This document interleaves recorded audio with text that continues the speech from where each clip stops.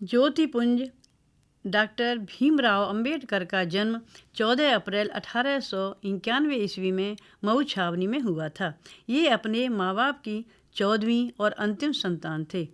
अंबेडकर का जीवन उनके बालकाल से ही कष्ट और संघर्षों का जीवन रहा है। इस दृष्टि से उनके अनुयायियों का कथन है कि कष्ट तथा संघर्ष में तप कर वे वास्तव में कुंदन बन गए थे।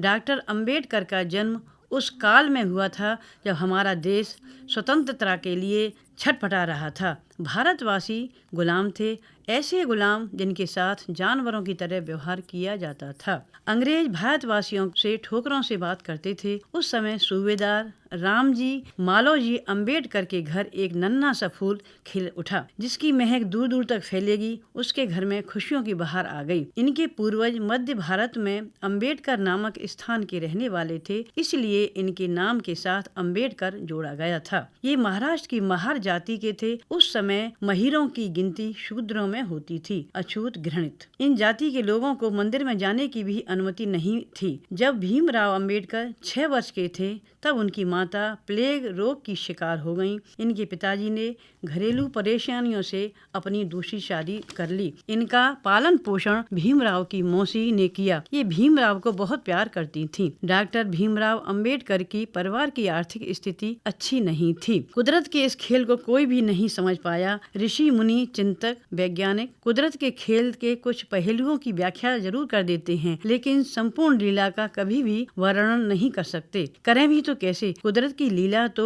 अंतहीन और अथाह है। कौन जानता था कि बालक भीमराव भारतीय संविधान का शिल्पी होगा। उनकी प्रारंभिक शिक्षा सतारा में हुई थी। सतारा के महारों के लिए स्कूल के दरवाजे बंद रहते थे। बड़े परिश्रम के बाद भीमराव को एक अंग्रेजी स्कूल में दाखिला मिला। भीमराव अपनी टाट पट्टी साथ ले जाते। उन्हें स्कूल के अन्य जातियों के बच्चों के साथ नहीं बैठने दिया जाता था। उन्हें स्कूल में पीने के लिए पानी भी नहीं मिलता था। जब उनको प्यास लगती तब चपरासी नल खोल दिया करता था, और किसी दिन जब लड़के नल बंद कर देते तो उस दिन भीमराव जी को दिन भर प्यासे ही रहना पड़ता था। भीमराव को खेल का बहुत शौक था, परंतु जाति भेदभाव के कारण बच्चे उनके साथ नहीं खेलते थे। सतारा में उनके बाल भी कोई नहीं काटता था। उनकी बहन ही उनके बाल काटा करती थी। समय बड़ा बलवान होता है। जिस बालक के बाल कोई न काटे, उस बालक ने भारत का संविधान रचकर अस्पष्टता को कानूनी रूप से दंडनीय अपराध बना दिया। इस प्रकार एक बार एक गाड़ी वाले ने उन्हें अपनी गाड़ी से उतार दिया।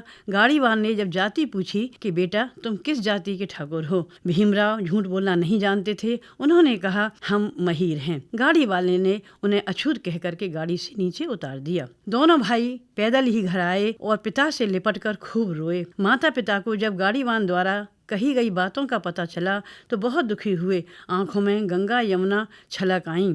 उन्होंने अपने दोनों पुत्रों को गले से लगाया और कहा बेटा ये दुनिया वही करती है जिसे परमात्मा करने की आज्ञा नहीं देता।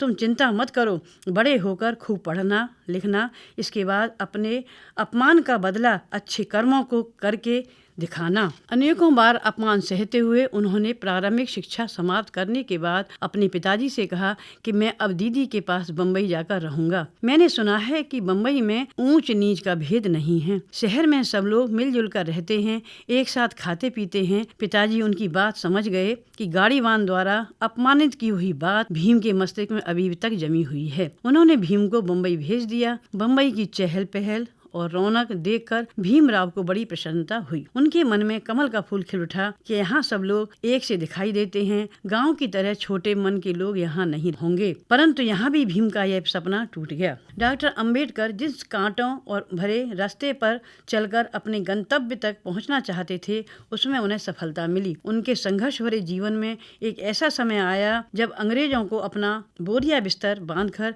भारत से भागना पड़ा। छुआछूत की अभेद दीवार भी कानूनी रूप से ढहा दी गई।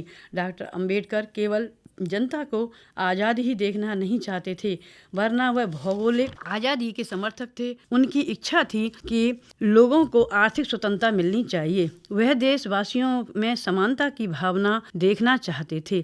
देश में एक भी व्यक्ति ऐसा न हो जो अभाव में अपना जीवन जिए। देश में एक भी महिला ऐसी न मिले जो सामाजिक उत्पीड़न से दुखी हो।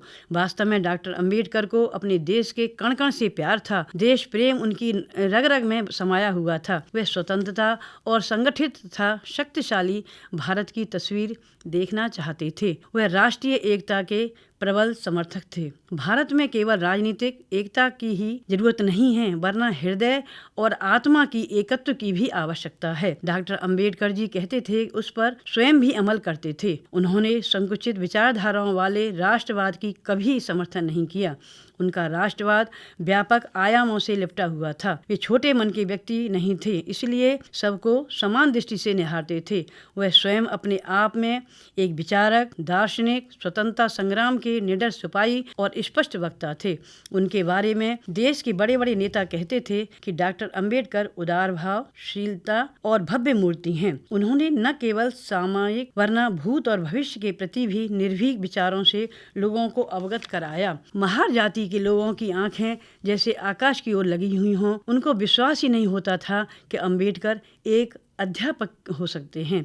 उन दिनों अछूत जाति के किसी भी व्यक्ति के अध्यापक के पद पर होने वाली बात को अशुभ की श्रेणी में गिना जाता था, परंतु डॉक्टर अंबेडकर ने अशुभ को शुभ में बदल दिया और उन्होंने विदेश से ऊंची शिक्षा अर्जित करने के बाद भारत में एक पवित्र तथा गरिमा के पद पर आसीन होकर अपना जीवन शुरू किया। अर्थात मुंबई में लॉ कॉलेज में वे प्राचार्य के पद पर नियुक्त हुए।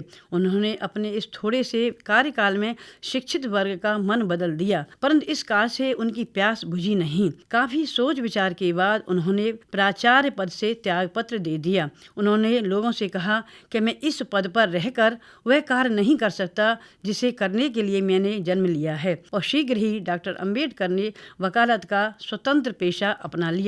इसके साथ ही उन्होंने सबसे पहले पीड़ित शूद्रों को मानवता का अधिकार दिलाने के लिए अभियान चलाया और उसमें पूर्ण रूपेण सफलता प्राप्त की। डॉक्टर अंबेडकर ने असहनीय कष्टों को सहन करते हुए भी कभी हिंसा या गिरी हुई राजनीति का सहारा नहीं लिया। वह एक महान राष्ट्रभक्त, सच्चे और दृढ़ निश्चयी व्यक्ति थे। अतः वह किसी भी उद्देश्य को पूरा करने के लिए विघटनवादी तत्वों का सहारा नहीं लेना चाहते थे। उन्होंने जो कुछ किया मर्यादा के अंदर और अहिंसात्मक ढंग से किया। दलितों के मसीहा एक पुस्तक लिख रहे थे। बौद्ध तथा उसका धर्म पर बीच बीच में अन्य कार्य भी करने पड़ते थे, इसलिए वह उस पुस्तक को पूरा नहीं कर पा रहे थे। वे बार बार यही सोचते थे कि मैं इस पुस्तक को पूरा कर पाऊंगा या नहीं। 5 सितंबर 1956 को उनके मन में न जाने क्या विचार आया। अपने आप से कहने लगे कि कौन जाने मेरी इस पुस्तक को कोई दूसरा पूरी करे। लाओ आज इसकी भूमिका तैयार करके लिख डालूं। और वे बौद्ध और उनका धर्म की भूमिका लिखने बैठ गए। सहसा उनके सिर में चक्कर आया। वे कलम दबात खुली छोड़ करके अपने कमरे में सोने चले गए। वे एक ऐसी गहन निद्रा में सो रहे थे जो कभी टूटने वाली नहीं थी। शोषित, पीड़ित और दलितों का मसीहा चल बसा था। कौन जाने दलितों के मसीहा को इस जीवन में रहकर सांत्वना मिली या न मिली, इसलिए वह परलोक में उसे पाने के लिए चला गया हो। ऐसे इस ज्योतिपुंज दलितों के मसीहा को कोटशः प्रणाम प्रणाम प्रणाम।